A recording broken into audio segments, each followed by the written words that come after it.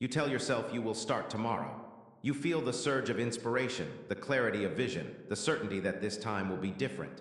And then tomorrow comes and the feeling is gone.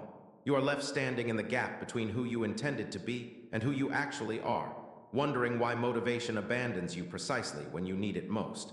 Carl Jung understood that this cycle is not a personal failure. It is a psychological structure. Motivation is the language of the ego, always seeking, always needing something external to justify action.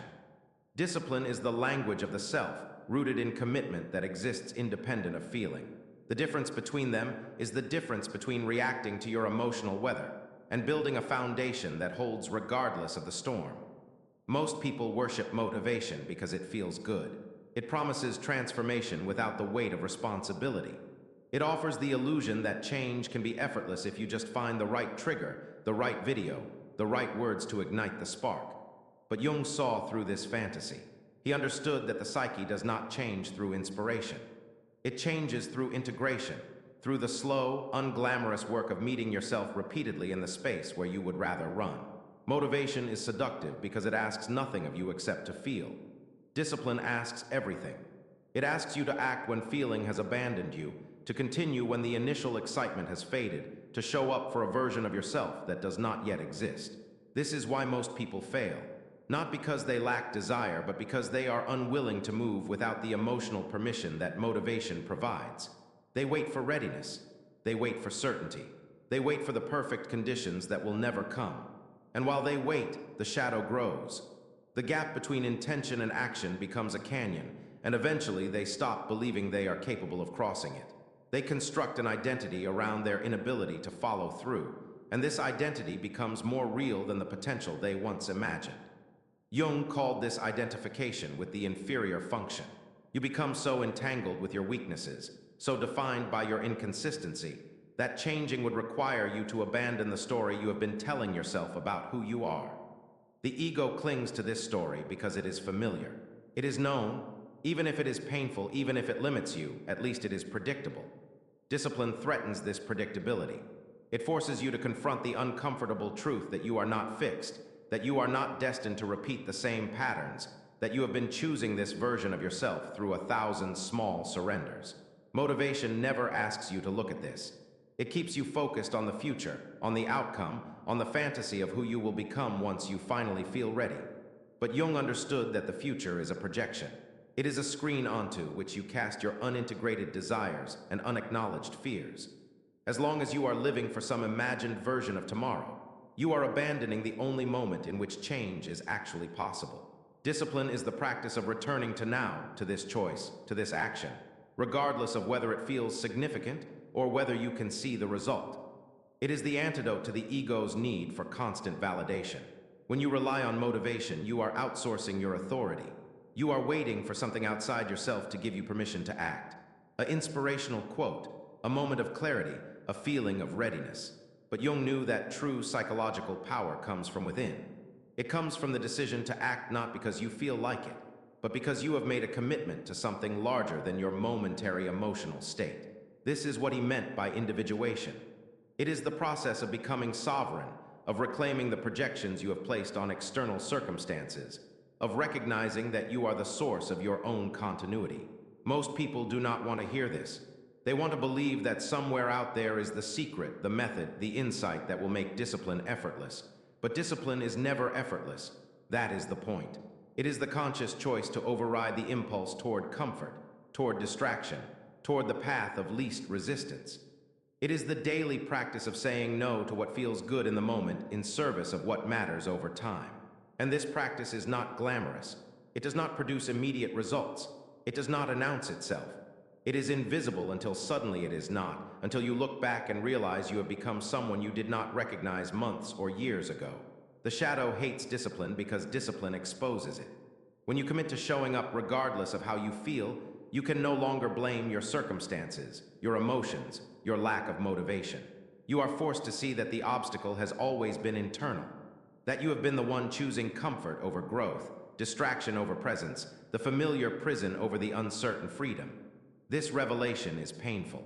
The ego will resist it with everything it has. It will offer you 1,000 rational reasons why today is not the day. why you should wait until you feel better, until conditions are more favorable, until you have more energy or clarity or time. But these are lies. They are defense mechanisms designed to keep you from confronting the parts of yourself you have been avoiding. Jung understood that we avoid discipline not because it is hard, but because it forces us into relationship with our own resistance. And that resistance is not arbitrary. It is meaningful. It is showing you exactly where your growth edge is, exactly where the unconscious material is waiting to be integrated. When you feel the strongest pull toward distraction, toward procrastination, toward any activity that takes you away from your commitment, that is the shadow speaking. It is saying, here is what I do not want you to see. Here is what I am protecting you from feeling. Discipline is the practice of turning toward that feeling instead of away from it. It is the willingness to meet the discomfort, the boredom, the anxiety, the fear of inadequacy, and to continue anyway. Not because you have transcended these feelings, but because you have learned they are not commands. They are simply weather patterns moving through your internal landscape. Motivation tells you to act when the weather is good. Discipline teaches you to act regardless of the weather, to recognize that your commitment is not dependent on optimal conditions. This is a profound shift in how you relate to yourself. You stop being at the mercy of your emotional states. You stop negotiating with your resistance. You stop waiting for permission from a future version of yourself who is somehow more ready, more capable, more deserving. You recognize that the person you are becoming is created through the accumulation of choices made in moments exactly like this one. When it would be easier not to act, when no one would know if you gave up, when the only thing compelling you forward is the quiet authority of a promise you made to yourself. Other people will not understand this. They will see your consistency and interpret it as ease, as natural talent, as something they could never achieve. This is projection. They are uncomfortable with their own lack of discipline, and so they create a narrative in which your discipline is somehow different, somehow easier for you than it would be for them. They do not see the hundreds of times you wanted to quit and did not. They do not see the internal negotiation that happens every time you choose the harder path. They see only the result, and they mistake the result for the cause. Jung taught that we cannot individuate for others. We cannot make them see what they are not ready to see. And we cannot allow their discomfort with our growth to become our responsibility. When you commit to discipline, you will threaten people who are still identified with their inconsistency. Your presence will remind them of their own abandoned commitments. They will try to pull you back, not out of malice, but out of their own fear that your change implies judgment of their stagnation. This is not personal. It is mechanical. It is what happens when the collective unconscious encounters someone who is no longer willing to participate in shared illusions about limitation. The persona wants you to be inconsistent because inconsistency keeps you dependent. If you cannot trust yourself to follow through, you must constantly seek external structures, external accountability, external motivation. You must keep proving yourself, keep explaining yourself, keep justifying your choices. But Jung understood that this dependence is a trap. It keeps you performing, keeps you seeking approval, keeps you fragmented. Discipline is the practice of integration. Every time you honor your commitment regardless of how you feel, you are retrieving a piece of yourself that you had projected onto circumstances. You are proving to yourself that you are trustworthy, that your word to yourself means something, that you are capable of self-governance. This is not about perfection. Jung did not believe in perfection. He believed in wholeness, which includes the capacity to fail and return, to fall and rise, to lose yourself and find yourself again. Discipline is not rigidity. It is not the denial of your humanity or the suppression of your needs. It is the recognition that you have needs beyond the immediate, beyond the comfortable, beyond what feels good in this moment. You have a need for meaning, for growth, for the satisfaction that comes only from sustained effort towards something that matters. Motivation cannot give you this. Motivation is too shallow, too dependent on conditions, too fleeting. Discipline is what happens when you decide that your commitment is not negotiable, not because you are forcing yourself, but because you have aligned yourself with something true. Jung called this the transcendent function, the capacity to hold the tension between opposites without collapsing into one side or the other. Discipline is the practice of holding the tension between what you want now and what you want most, between comfort and growth, between the ego's demand for immediate gratification and the self's patient unfolding toward wholeness. Every time you choose discipline over motivation, you are enacting this function. You are training yourself to tolerate discomfort, to sit with ambiguity, to trust the process even when you cannot see the result. This is how transformation happens. Not through dramatic breakthroughs, but through the accumulation of small, unremarkable choices made consistently over time. The ego hates this because it wants the transformation to be visible, to be acknowledged, to be celebrated. But real change happens in the dark. It happens in the moments no one sees, in the choices no one will ever know about, in the quiet determination to continue when every part of you is screaming to stop. This is the descent Jung spoke of. It is not metaphorical.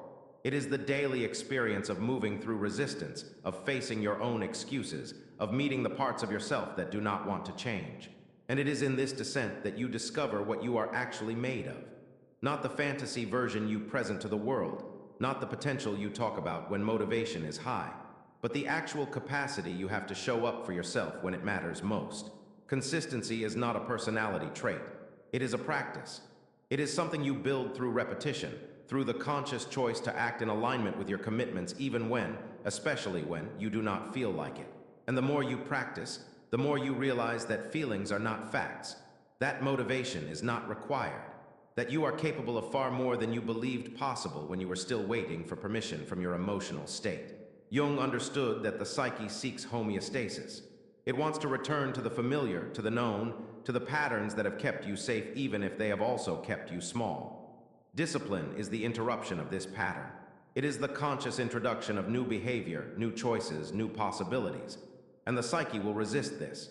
It will throw every obstacle it can find in your path because change, even positive change, is perceived as a threat to the existing structure. Your job is not to eliminate this resistance. Your job is to act in the presence of it, to recognize it as a sign that you are touching something real, something that matters, something that the unconscious is guarding because it knows that if you succeed, everything will have to reorganize around this new version of you. This is why discipline feels hard. Not because the action itself is impossible, but because you are doing battle with your entire psychological history every time you choose differently. You are proving wrong every story you have ever told yourself about your limitations. You are contradicting every excuse you have relied on to stay comfortable. You are becoming evidence against your own defense mechanisms. And the ego does not surrender easily. It will fight to maintain its interpretation of who you are and what you are capable of. Discipline is the willingness to fight back, not with aggression, but with quiet, persistent action. Over time, something shifts. The resistance does not disappear, but you learn to move through it more quickly. You recognize the excuses before they fully form. You interrupt the pattern before it derails you. You develop what Jung called the observing ego, the part of you that can witness your own processes without being completely identified with them. You learn to say, "This is my fear talking, this is my resistance, this is my ego trying to keep me safe." And then you act anyway. Not because you have conquered these parts of yourself, but because you have learned they do not get to make the final decision. This is freedom. Not the freedom to do whatever you want whenever you feel like it, but the freedom to choose your direction regardless of the internal weather. The freedom to be the author of your own continuity. The freedom to trust yourself because you have proven, through countless small acts of discipline, that you are someone who honors your word to yourself. This is what Jung meant by the development of the self. It is not a destination. It is a practice. And the practice is simple, though never easy. Show up, even when you do not want to, especially when you do not want to, because that is when it matters most. You will fail. You will break your commitments. You will lose your way. This is not a sign that discipline does not work. It is a sign that you are human. Jung did not teach perfection. He taught the capacity to return, to fail and begin again, to fall and get up, to lose yourself and find yourself once more. Discipline is not about never failing. It is about refusing to let failure become your identity. It is about recognizing that every moment is a new opportunity to choose, that the past does not determine the present unless you allow it to, that you are always one choice away from a different trajectory. This is the work. This is what it means to choose discipline over motivation. Not because discipline is noble or virtuous, but because it is real, because it builds something lasting, because it transforms you from someone who needs external conditions to align before you can act into someone who acts regardless of conditions. And that transformation, that quiet accumulation of self-trust, is what allows you to move through the world with authority that comes from within rather than from the approval or validation of others. You do not need to feel ready. You do not need to feel motivated. You only need to decide that your commitment means something and then prove it to yourself through action. Again and again and again. Until the discipline is no longer something you do, but something you are. Until consistency is not an effort, but an expression. Until you look back and realize you have become the person you once only imagined, not because you were inspired, but because you refused to abandon yourself in the moments when it would have been easiest to quit.